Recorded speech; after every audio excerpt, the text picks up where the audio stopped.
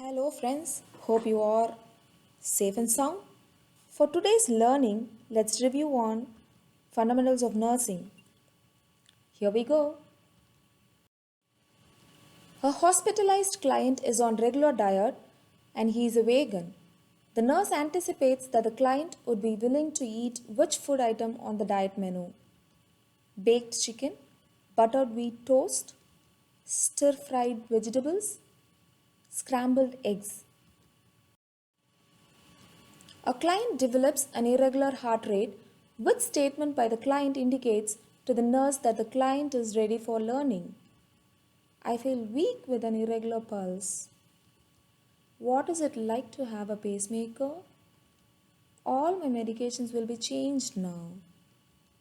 How can this heart rate problem affect me? A client is dead on arrival to the emergency department, and the family of the client states that they do not want an autopsy. Which statement should the nurse use in response to the family? I will notify the medical examiner of your request. Autopsies are mandatory for clients who are dead on arrival. Federal law requires autopsies for clients who are dead on arrival. The medical examiner makes the decision about autopsies. The nurse documents an entry regarding client care in the client's medical record. When checking the entry, the nurse notices some incorrect information. Which should the nurse implement? Obliterate the incorrect information with a black marker. Use correction fluid to cover up the correction information. Erase the error completely and write in the correct information. Draw a line through the incorrect information and initial the change. A provider has just inserted a Cantor nasointestinal tube in a client with a bowel obstruction. When the procedure is complete, the nurse assists the client into which of the following positions initially to maximize the effect of the tube: left lateral, right sims, semifallers, high fallers. A client has been newly diagnosed with hypertension. The nurse would plan to do which of the following as the first step in teaching the client about the disorder: gather all available resource materials, plan for the evaluation of the teaching session, assess the client's knowledge about hypertension and determine learning needs, decide on the teaching approach.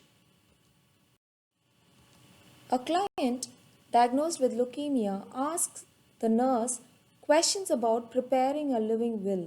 The nurse informs the client that the best method of preparing this document is to talk to the hospital chaplain, obtain advice from an attorney, discuss the request with the provider, consult the Cancer Society.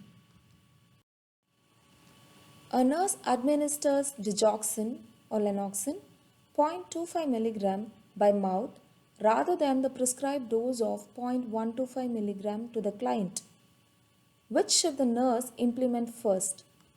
Write an incident report, administer digoxin immune fab digibind, tell the client about the medication error, tell the client about the adverse effects of digoxin. A pediatric nurse arrives at work and is told to report to the emergency department for the day because the emergency department is expecting numerous victims to arrive following a train accident. Floating nurse.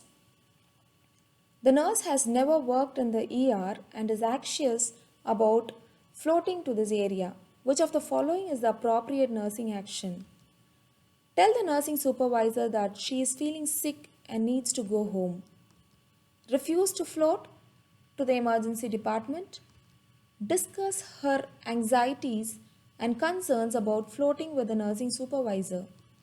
Ask another pediatric nurse to float to the emergency department. A client is diagnosed with pernicious anemia but has not had gastric surgery. The nurse reviews the client's health history.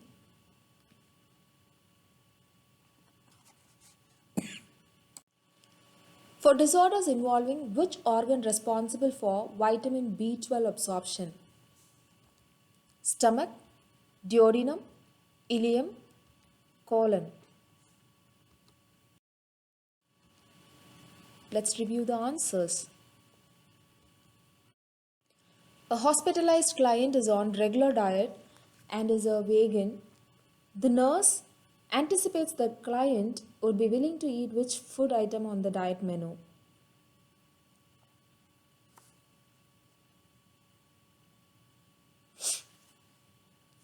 It clearly states that vegan. So, a strict vegan can eat stir fried vegetables, whereas baked chicken and scrambled eggs are poultry, butter is a dairy product. Find the odd man out? That's a strategy. A client develops an irregular heart rate, which statement by the client indicates to the nurse that the client is ready for learning.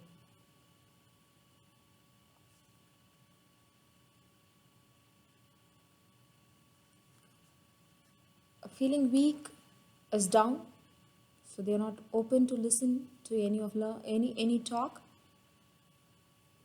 Concluding a need for pacemaker in the second statement, expects a change in medication which is going to rectify the problem. Whereas, how can this heart rate problem affect me is directly pointing towards the diagnosis of the client and would like to know more about it. A client is dead on arrival to the emergency department, and the family of the client states that they do not want an autopsy. Which statement should the nurse use in response to the family? Not all cases requires autopsy except MLC, sudden deaths or within 24 hours of hospitalization.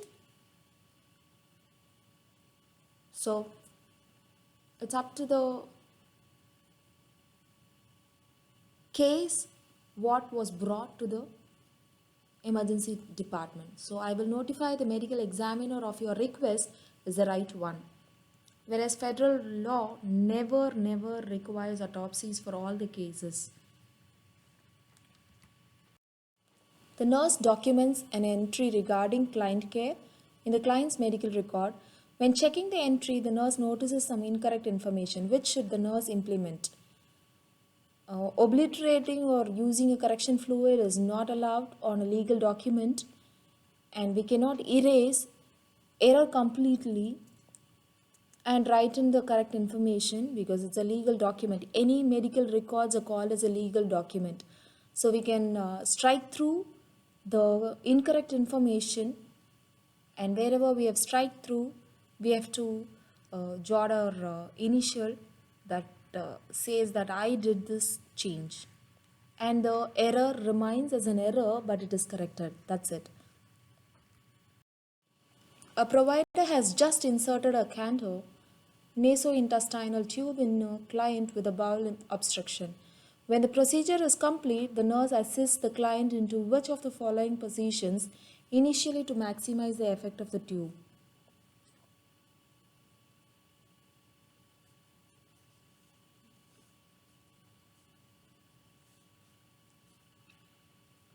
Actually, this canto tube is a single lumen weighted tube. So the weight of the tube carries the tube by gravity.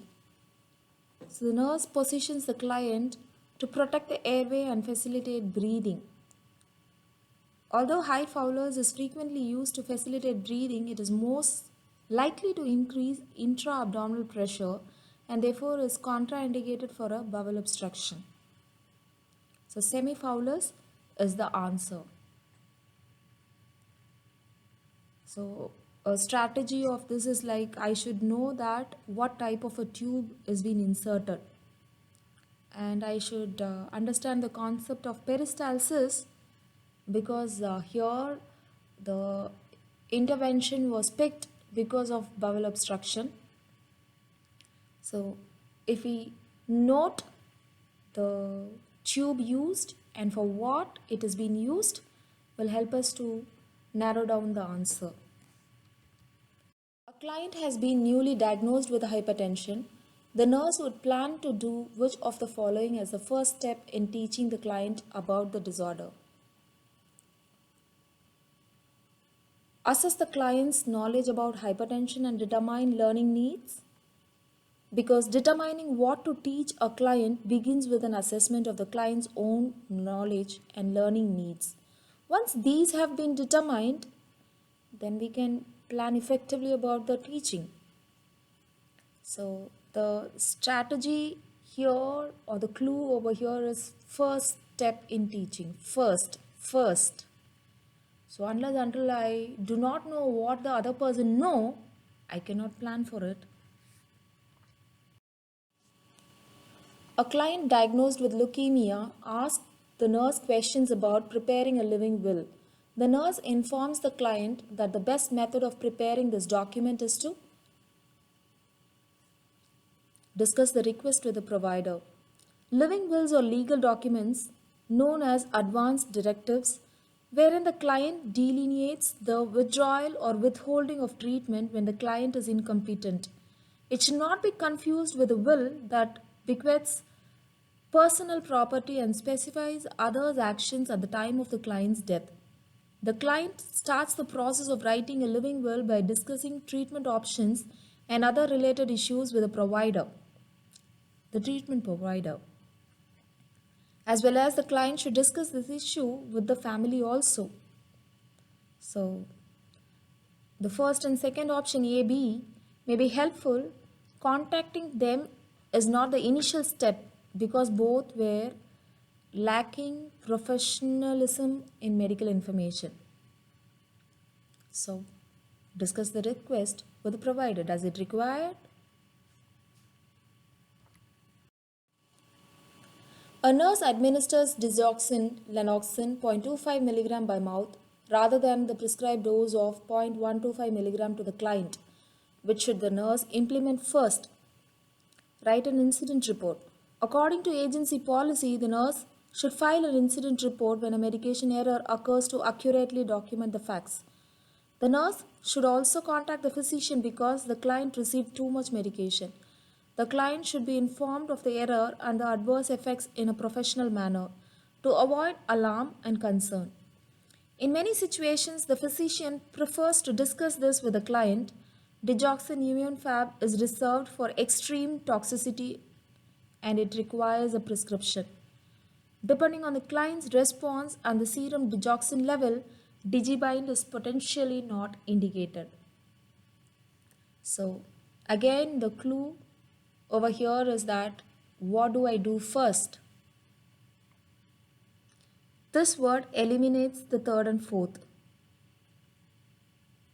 Physician usually prefers to inform the client of the error, not us. Because digibind requires a prescription, then again we cannot use it.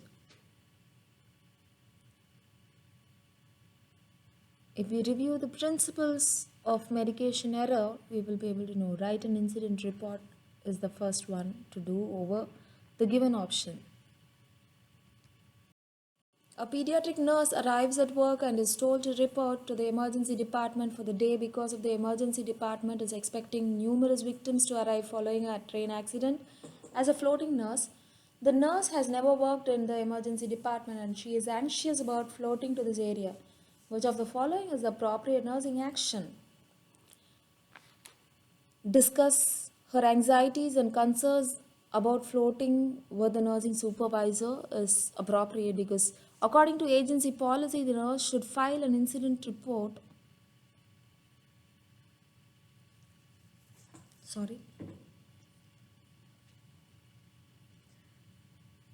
Avoiding or running away will not help us to tackle the situation because ultimately there is going to be a flow of patients in the emergency department and we need a manpower. So we cannot just forgo the work and walk away. Whereas, yeah, of course, I've never been a floating nurse to emergency department. But then, what is my anxiety? What is my concern to be a floating nurse should be addressed. So, discuss their anxieties and concerns about floating nurse to her own supervisor will help her to rectify the problem. A client is diagnosed with pernicious anemia but has not had gastric surgery. The nurse reviews the client's health history for disorders involving which organ responsible for vitamin B12 absorption. So that's ileum. Pernicious anemia can occur in a client who has not had gastric surgery, such as when the client has a disease that involves the ileum, where vitamin B12 is absorbed. The nurse checks the client's history for small bowel disorders to detect this risk factor. A process of elimination and the knowledge of anatomy and physiology of GI tract is used over here. We should be able to recall vitamin B12 is absorbed in the small intestine.